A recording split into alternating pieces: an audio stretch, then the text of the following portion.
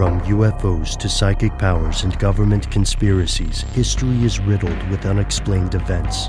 You can turn back now, or learn the stuff they don't want you to know.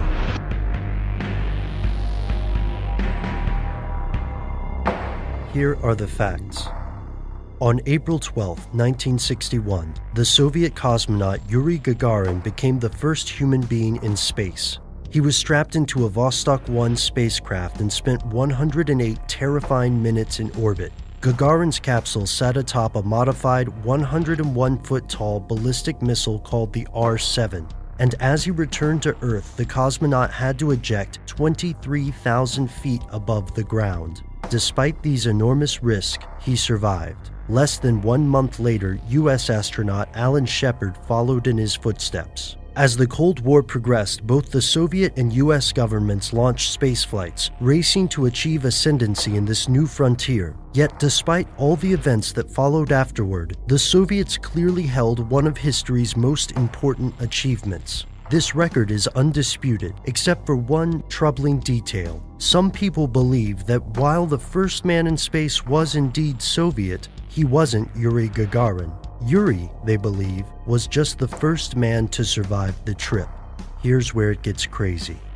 What if the Soviet government launched several unsuccessful space flights before and after the Gagarin flight? Rumors of lost cosmonauts have been around since at least 1965, usually with a few key elements in common. Here's the gist. Two Italian brothers, Achilles and Giovanni Giudica Cordiglia, built a listening station in the 1950s. They claim that before and after Gagarin's mission, they caught transmissions from less successful flights. They believed that several of these indicated the death of cosmonauts, or, at the very least, missions gone awry. For example, in one recording they claimed to hear an unnamed cosmonaut suffocating. In another, a female cosmonaut's voice as her malfunctioning craft burns up upon re-entry.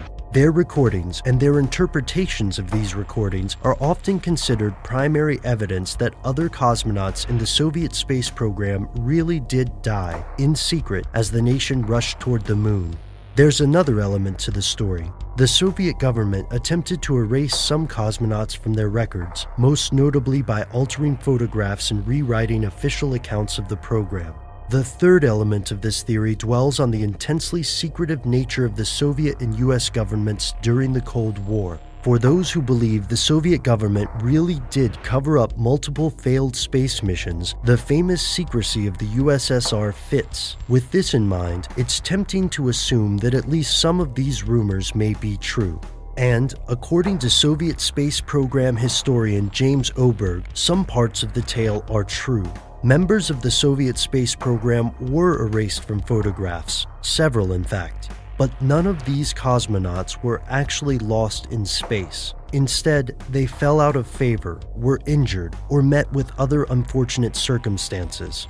In his book, Uncovering Soviet Disasters, Oberg tenaciously searches for any truth to these missing cosmonaut rumors. Although he debunks a great deal of the more outlandish claims, he also presents evidence that the Soviet government did expunge some would-be cosmonauts from official records. This information leaves the lost cosmonaut theory in an intriguing position. While it's unlikely that these missing cosmonauts we know of were actually lost in space missions, the Soviets did attempt to lose them in another sense, by erasing them from history. The Cold War race to space and, ultimately, the moon was fraught with secrecy. While the lost cosmonaut theory itself may not hold up to scrutiny, one thing's for sure. When it comes to Soviet Russia, there's plenty of stuff they don't want you to know.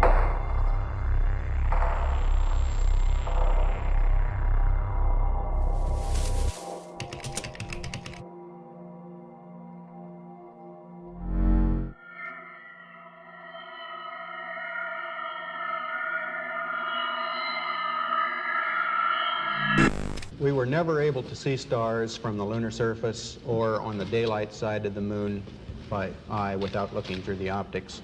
I don't recall during the period of time that we were photographing the solar corona what stars we could see.